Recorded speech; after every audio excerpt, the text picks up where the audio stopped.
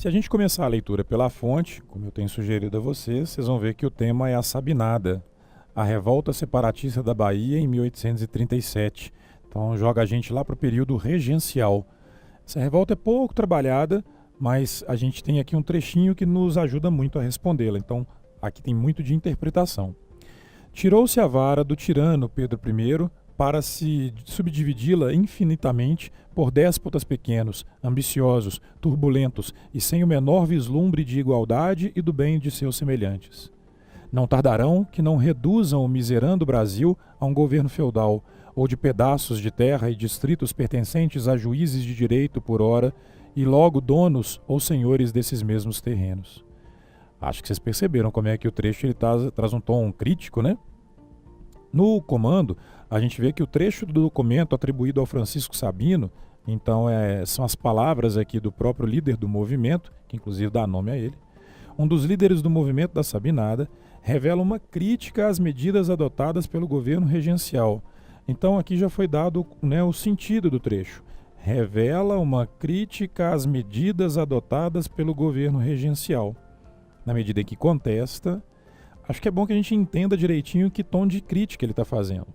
Quando então no trecho ele fala: tirou-se a vara do tirano Pedro I para se subdividi-la infinitamente por déspotas pequenos, ambiciosos, turbulentos e sem o menor vislumbre de igualdade e do bem-estar de seus semelhantes, ele está fazendo aqui uma referência a pequenas autoridades subdivididas no Brasil após a abdicação do Dom Pedro I. Portanto, dizendo que na regência o poder foi fragmentado demais, descentralizado demais no país. Ele ainda fala: não tardarão que não reduzam o miserando Brasil a um governo feudal. Se você lembrar um pouquinho de feudalismo lá atrás, na Idade Média, você vai lembrar também dessa ideia de descentralização. E ele ainda continua: ou de pedaços de terra e distritos pertencentes a juízes de direito. Aqui ele enfatiza que então esses homens pequeno-poderosos seriam juízes, e logo donos ou senhores desses mesmos terrenos. Acho que deu para perceber que crítica ele está fazendo. Mas o enunciado diz: na medida em que contesta, o que ele está contestando? A redução das atribuições dos juízes de paz que eram eleitos pelas localidades e exerciam papel judiciário e policial.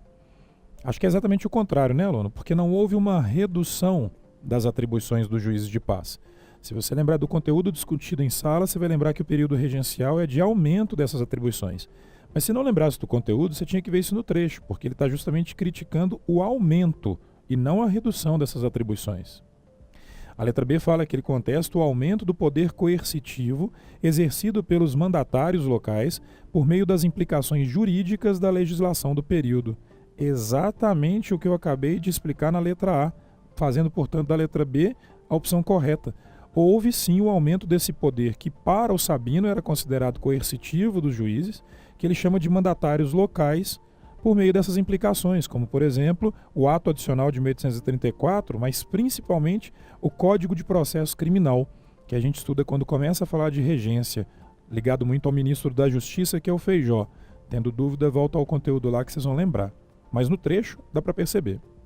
Na letra C, foi falado que ele contesta a convocação para que a população se alistasse nas forças de combate ao movimento da Farroupilha no sul do país. Aluno, olha que interessante, essa questão ela é correta, ou seja, você que se preocupou em decorar as coisas que nós falamos em sala sobre a Sabinada, você ia ver que é uma informação verdadeira. Só que ela não responde àquilo que o trecho pede. Então é fundamental que vocês estejam atentos ao trecho. Tem que ler e entendê-lo direitinho, porque se tem que responder aí uma interpretação. Então é uma verdade histórica, mas que não responde ao que foi pedido. A letra D fala que ele contesta a centralização da administração política. Já dá para dizer que está errado, né? Ele não contesta a centralização, ele contesta a descentralização, que falamos na A e B, né? E ainda fala sobre o governo do imperador Dom Pedro II, possibilitada pelo golpe da maioridade.